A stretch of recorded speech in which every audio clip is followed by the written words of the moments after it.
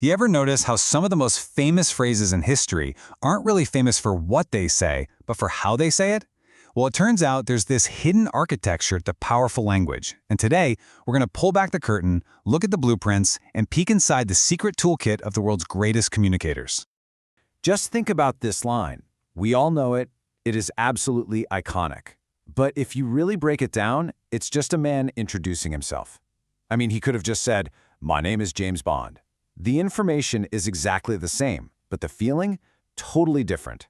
So what is going on here? So, what is it? What's the secret sauce that makes Bond, James Bond, stick in our heads for decades?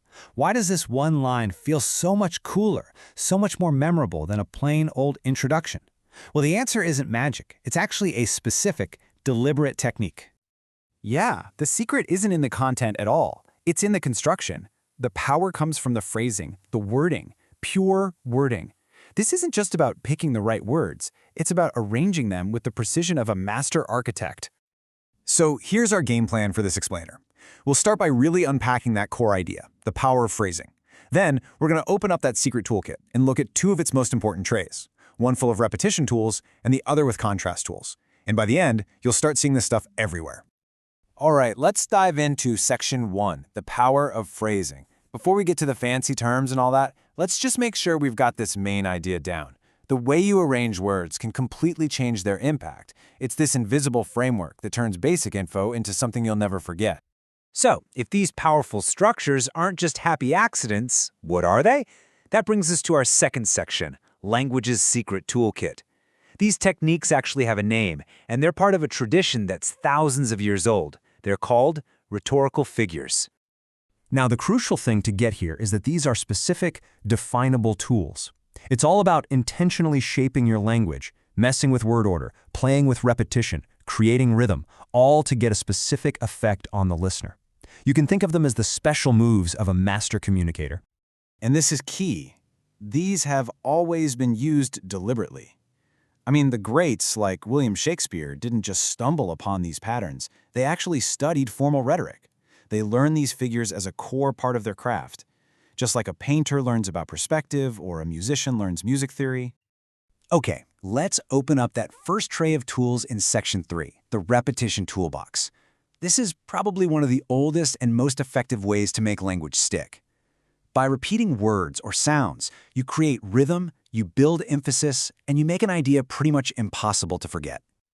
And you know, it's only fitting that our very first tool from this box is the one that makes James Bond sound so cool. It's called diacope. And here it is, right in front of us. Diacope is just the close repetition of a word separated by another word or two. It's that ABA pattern. Bond, James, Bond.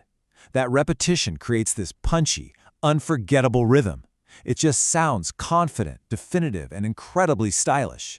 That's pure structure creating pure character. Pretty cool, right?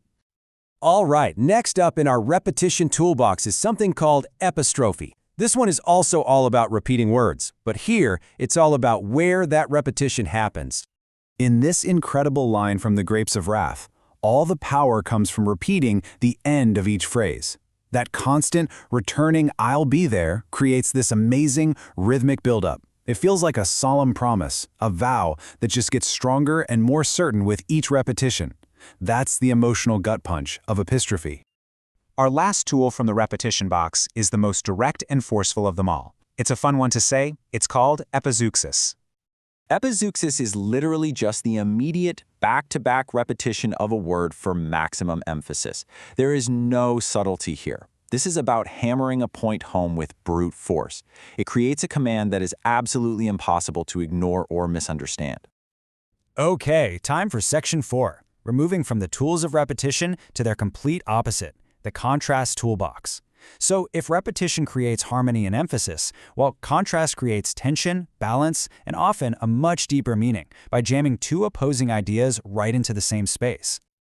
And the most famous tool of contrast is definitely antithesis, which is all about putting opposites right next to each other. This legendary opening line from Dickens is the perfect example. By slamming best and worst right up against each other, he paints this huge canvas of contradiction in a single sentence. It immediately tells you this story is going to be complex, it's going to be full of tension, and it's going to explore two powerful extremes at the same time. Now for a more intricate, kind of elegant tool of contrast, chiasmus. This is where a phrase is structured almost like a mirror image of itself, creating this beautiful and really memorable symmetry. Just look at the perfect, symmetrical reversal in this famous line from JFK. You've got negotiate and fear in an A-B structure, and then it's immediately followed by the BA reversal. This inverted form, chiasms, it just feels incredibly balanced and complete.